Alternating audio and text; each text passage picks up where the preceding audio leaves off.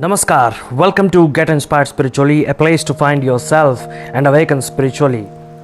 Leadership is the ability of an individual or a group of people to influence and guide followers or members of an organization, society, or team. Leadership often is an attribute tied to a person's title, seniority, or ranking in an organizational setup. Leadership is more about leading, not just managing. There are a lot of differences between a leader and a manager. Anybody can be a manager, and everybody in some way is a manager, but only few can offer great leadership. There is some overlap between the roles of a manager and a leader. The primary difference is in their approach to achieving organizational objectives. A manager tends to focus on controlling resources and optimizing processes, while a leader focuses on inspiring and empowering people to work together towards a common goal. You may be a good administrator or a leader, but the best leaders are strategic thinkers. They are master strategists and visionaries.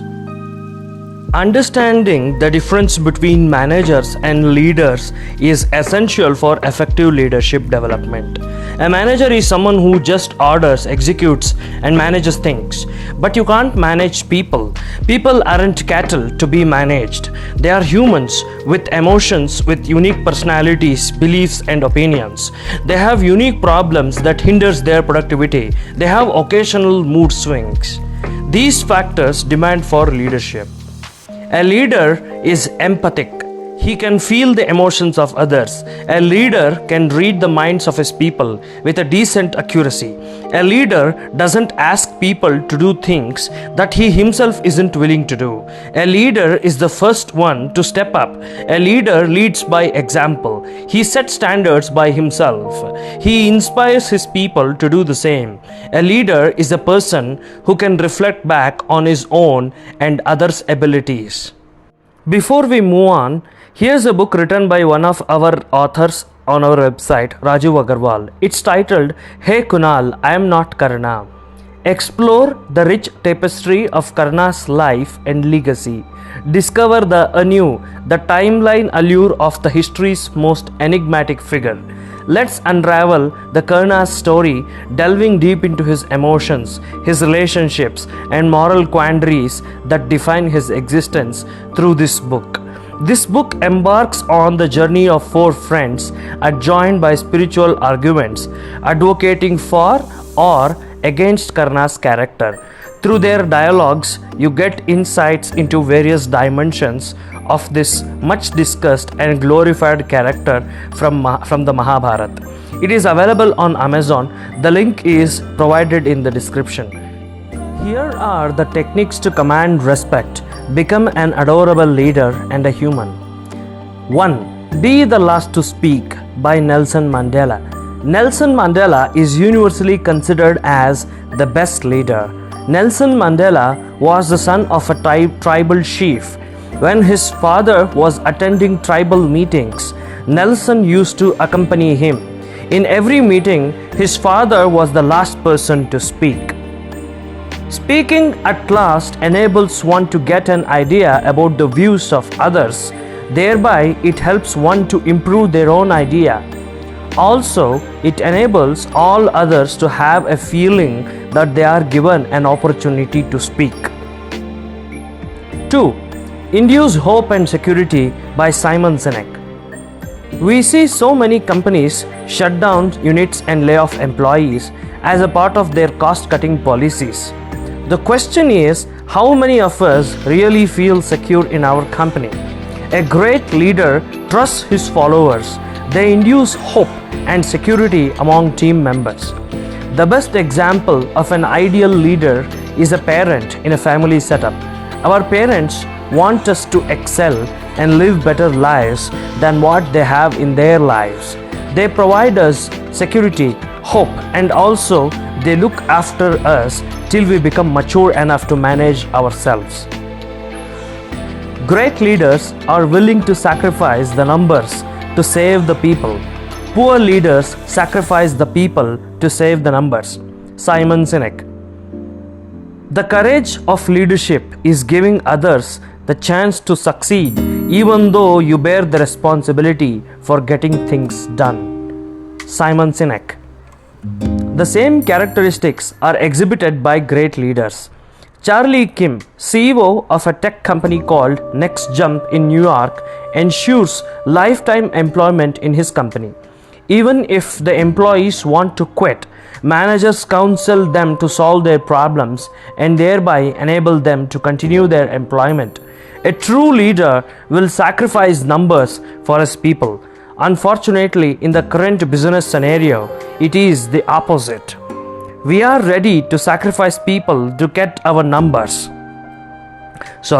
We are ready to sacrifice people to get our numbers. We see endless examples of CEOs, despite getting their huge payments, they mismanage and scam the people. Ultimately, the executive management will be sacked. The company becomes a target for activist investors. Very recently, it happened with Twitter. Bob Chapman, who owns a manufacturing unit in the Midwest, doesn't consider the head counts. Instead, he considers the heart counts of his company. His company lost substantial business due to recession. The board proposed to lay off some of the employees, but Bob rejected. Instead, he mandated all the employees to take unpaid vacation of 4 weeks. Soon, employees gained back their trust. They started trading their unpaid vacation among themselves, like let him go for 3 weeks and she for 5 weeks and so on. The same culture is followed in Indian MNCs like Tata Sons. Many IT professionals consider TCS as a safe location to work for longer times. They know that their loyalty is always rewarded. We could see in India that employers attending an employee marriage or any such functions. They consider employees like their brothers. That's the trust they have. It takes empathy to understand employee problems. Employees perform better when they feel secure and rewarded in their jobs. Remember, true leaders will never give up on their men. Leadership is a choice, it's not a rank. In fact, each one of us are and can become a leader in our areas. Make sure to provide all these if you want to be respected as a leader and as an individual. 3. Be accountable and dedicated. If you take an inside look at an iPhone, you notice that it is exactly same as that of the outside look.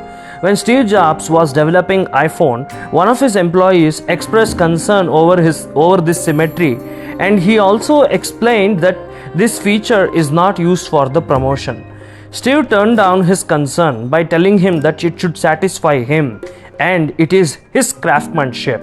So, dedicated and accountable people, no matter where they go, they give their dedicated efforts and be accountable for their work. 4. Respect everyone. The live example for this is Floyd Mayweather and Conor McGregor.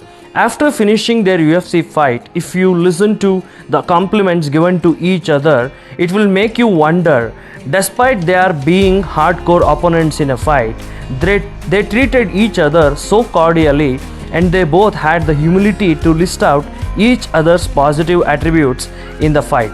In support of this, Richard Branson quotes, "Respect is how you treat everyone, not just those you want to impress." 5.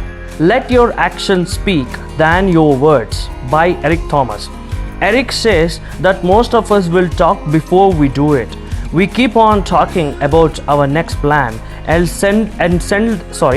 seldom we execute it.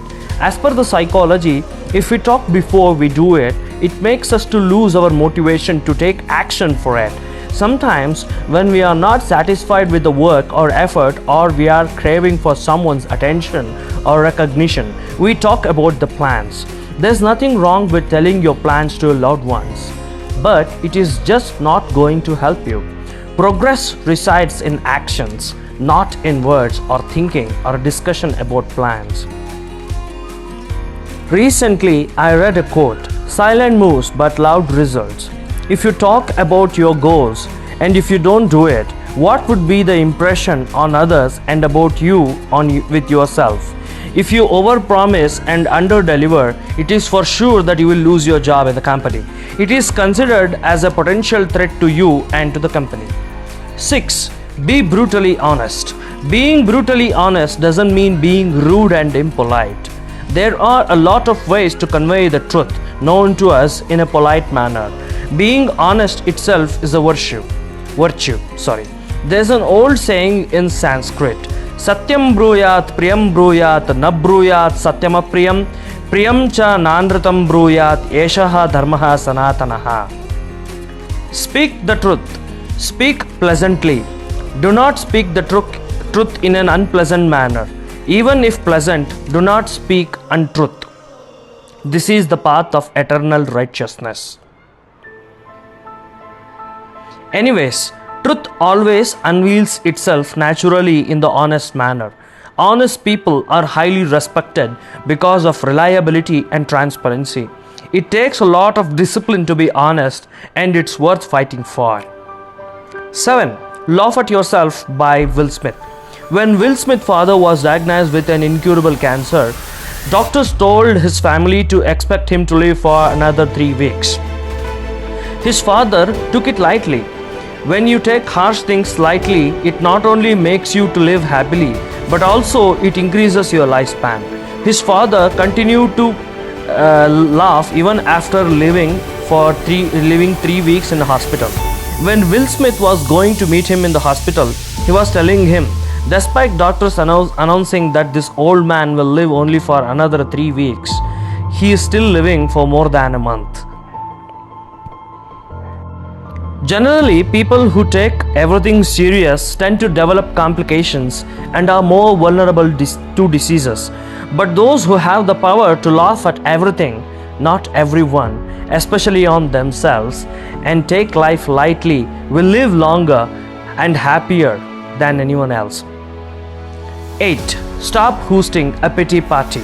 As per the Stoic philosophy, events keep on happening in our lives, but what makes the difference is our beliefs and reactions to that event. Whenever an unfavorable event happens, stop hosting a pity party. People who have high levels of self-pity generate unhappiness in the minds of people around them. People generally tend to avoid such individuals with self-pity. It's not wrong to feel sad for some time about the loss, but simply catastrophizing about the event doesn't make any sense, and it eats up the present day's energy. It will make us even worse than we were. There's a saying, there is only 10% problems are real. The rest 90% are virtual problems created because of our overreactions. Moreover, we cannot do anything about the event.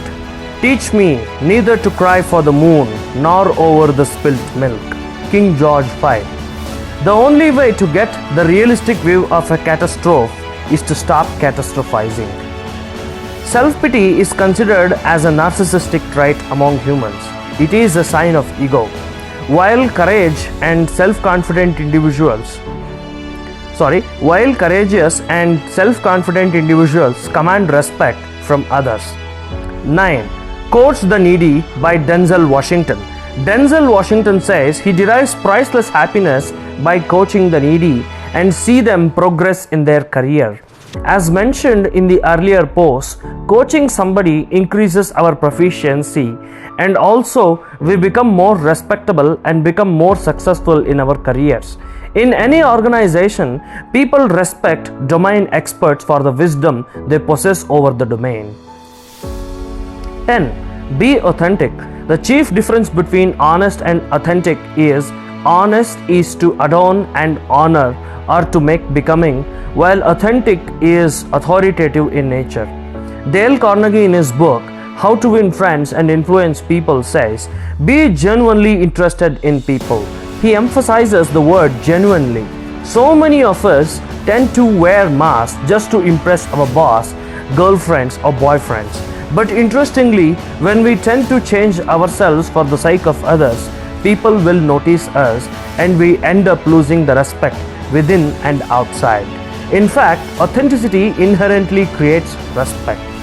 Dale Carnegie, in his book How to Stop Worrying and Start Living, quotes as follows: "Let's not imitate others. Let's find ourselves and be ourselves." The same is propounded by Buddha in the following quote: "Three things cannot be long hidden: sun, moon, and the truth." Authenticity has become a modern luxury. Authentic people command respect in society. All great humans have been respected for their authentic purpose and personality. Give credit when it is due. When we see individuals who take every help as granted, it basically indicates their self-centered attitude. We see managers who never bother about mentioning team members' names, who performed well in the previous quarter or in the times of crisis. This will end up in losing respect towards the person. Instead, a small appreciation could have brought in so much of happiness to performers. It's human psychology to expect recognition and attention. The same manager would be expecting recognition from the senior management, but he doesn't dare to recognize others. When paper performance compensation model was introduced in the Microsoft, underperforming leaders' performance showed drastic improvements. Earlier, with bell curve model, there was raging discontent among team members. In turn, it increased favoritism. Now, Microsoft is on its way to becoming a $1 trillion tech giant. Even Deloitte adopted this model. So please give credit when it is due. Please like, comment, share, and subscribe to our channel. Your support means a lot to us. Thank you so much for watching. See you soon.